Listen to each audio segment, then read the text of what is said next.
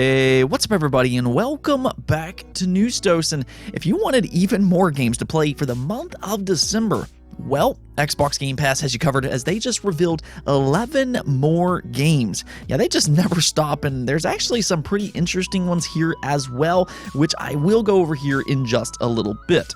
Now also, it seems like more proof or speculation has come out on a beloved franchise that fans have been wanting to return for a very, very long time. And it is starting to appear that that might actually be the case, so we're going to go over that one today as well. To get things started off, though, we are going to be talking about a new Nintendo event that they just revealed, and actually this will be taking place tomorrow on December 15th. Yeah, this one just kind of popped up out of nowhere, but this one is the next Nintendo Indie World. Of course, this is where they show different independent games across the industry, and I know right away where the speculation is going to go when it comes to this particular event. Where is Hollow Knight Silksong? This is a game that we've been hearing about for such a long time, and there's just all this anticipation built up for this singular title, and every time there's an indie world like this, yeah, fans start to grow excited for Hollow Knight Silksong. I'm not going to get my hopes up too much this time just because I've been let down so many times before, but I'm still going to cross my fingers that hopefully it will be here at this event.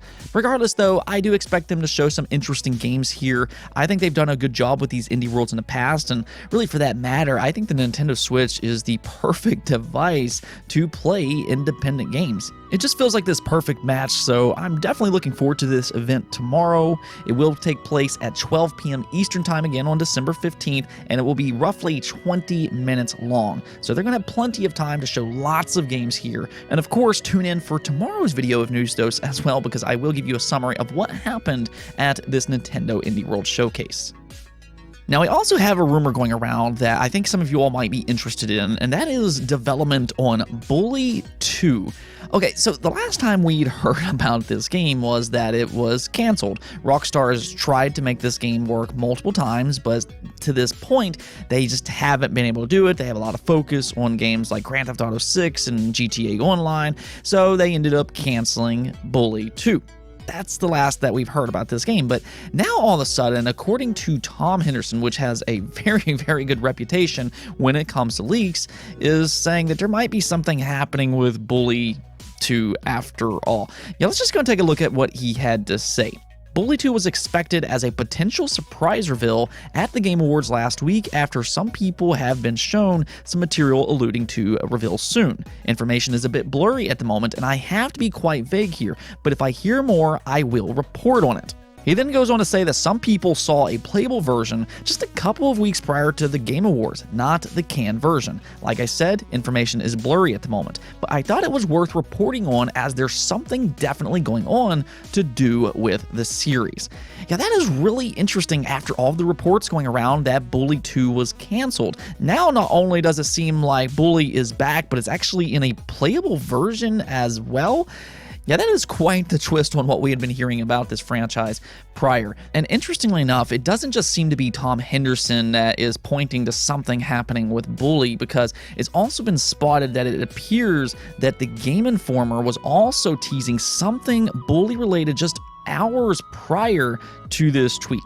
So not only do you have a well-trusted insider talking about this game, but also it does seem like a very reputable website is teasing something in the franchise as well.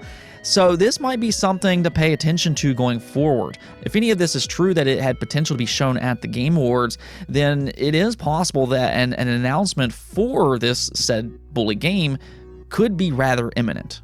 And if any of this does turn out to be true, this is going to be pretty exciting stuff, because this was a very well-received game made by Rockstar. Sure, it didn't exactly sell as well as something like Grand Theft Auto or Red Dead Redemption, but it was a very well-received game, and this was during a time where Rockstar kind of branched out a little bit more. I'd actually like to see them get back to that type of formula here a little bit, rather than just primarily relying on Red Dead Redemption and Grand Theft Auto. But, you know, I guess we'll just kind of have to see what happens here. I mean, there's no guarantee in anything as of this moment. We're definitely hearing contradicting reports by this point when it comes to Bully and whether or not this game is actually happening.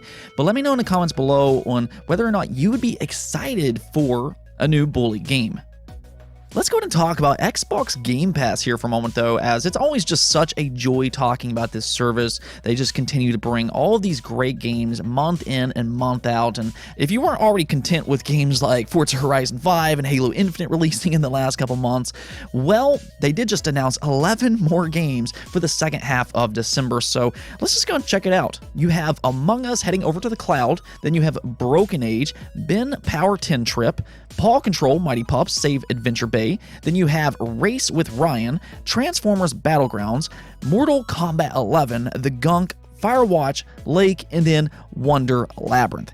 And there are some really interesting games releasing in the second half of December here. The big one I would definitely say would be The Gunk, which is releasing directly into Xbox Game Pass on December 16th. This is an Xbox console exclusive developed by the Steam World developers, and that is why this game has just garnered so much interest. Yes, it has a very interesting world just in general, but the Steam World developers are very highly talented. They've made some great games in the past, and now they're getting to try their hands on a bigger style of game. This is a full 3D world, and it does seem like it has taken some inspiration from games like Mario Sunshine and Luigi's Mansion, and then you're just kind of traveling throughout this mysterious world, and they are saying that this game is very narrative driven. So this is a game that Xbox fans absolutely need to be paying attention to. I hope it turns out to be good. We'll have to kind of wait and see, but that is the beauty of Xbox Game Pass. You don't even have to wait for reviews. You can just download this day one and find out for yourself on whether or not you like it. So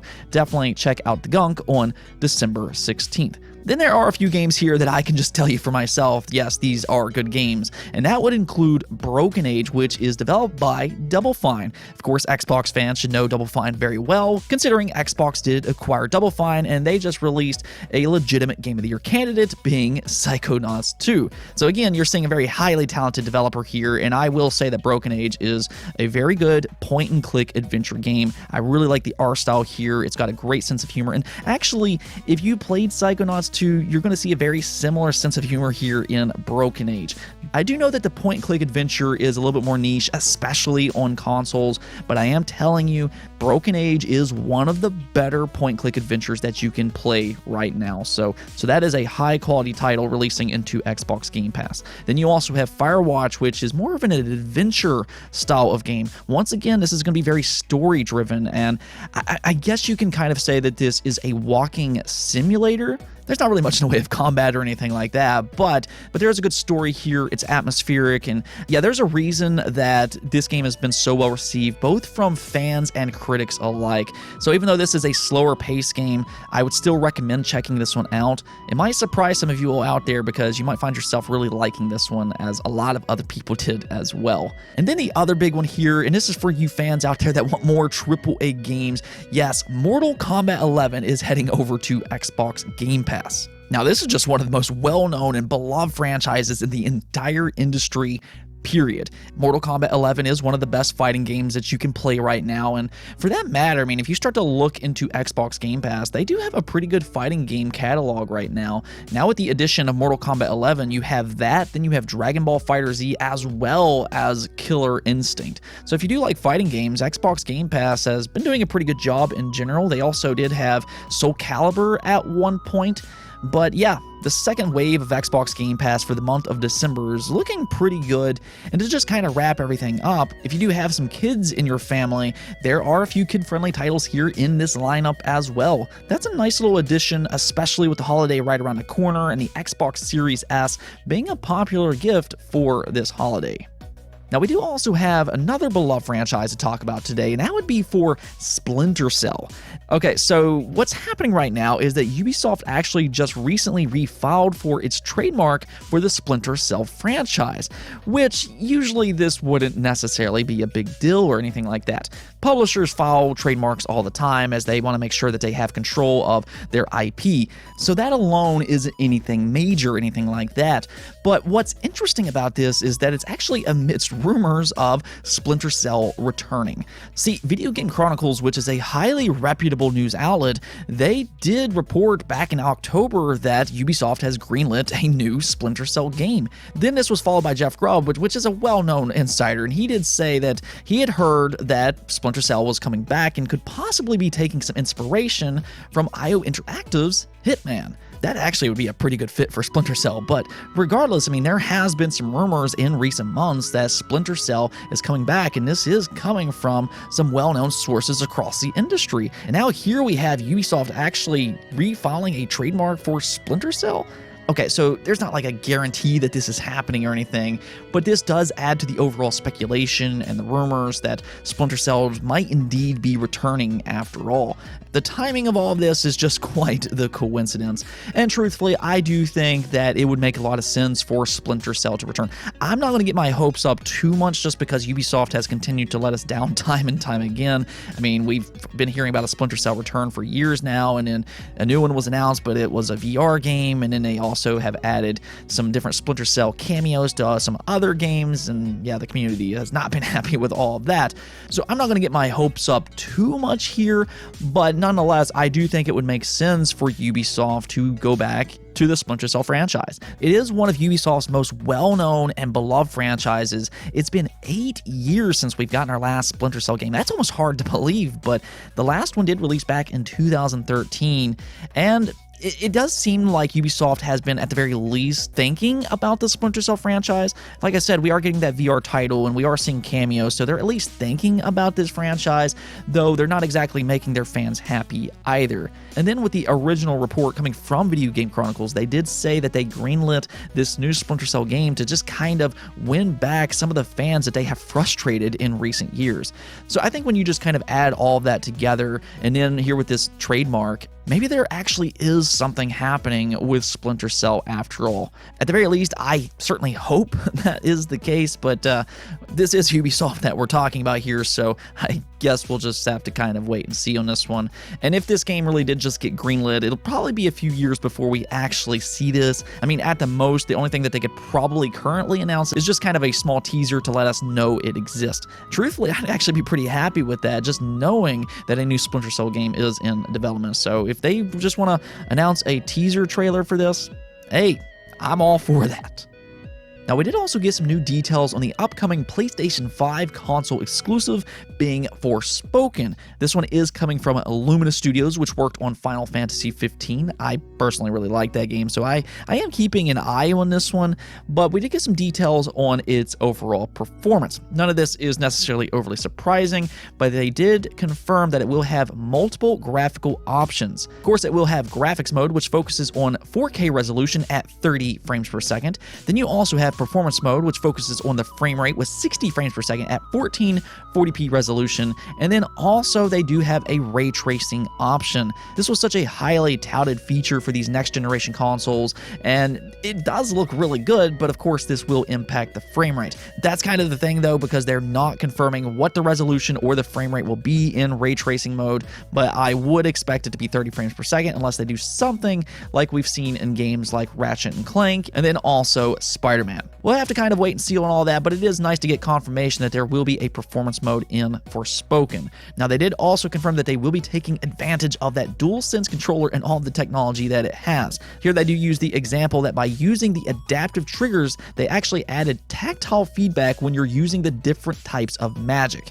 So that is pretty nice to get confirmation on that as well. I know for myself, I personally really do like the DualSense controller, so hearing that they are taking advantage of that technology, that's always going to be good to hear in my opinion. Nonetheless though, I just really hope that Forspoken turns out to be a good game. It does release on May 24th, so we're not going to have to wait too much longer before we get to play this game ourselves. On to the poll of the day, though. I wanted to know if you have a PlayStation 5 or an Xbox Series, have you bought a new controller color variant since the launch of these consoles? It just always seems like there's a new controller being announced. We did talk about this yesterday as PlayStation announced 3 new controller variants for the PlayStation 5, and Xbox in general does seem to release a new controller pretty consistently, so I wanted to know if you've picked up a new controller since the launch of these consoles, and interestingly enough, 32% of you all have picked up at least one new controller this generation so far, with 10% of you saying that you bought several new controllers, while 22% of you said that you've only gotten one. Now, the majority here, though, being 63%, did say no, you've not gotten a single controller this generation.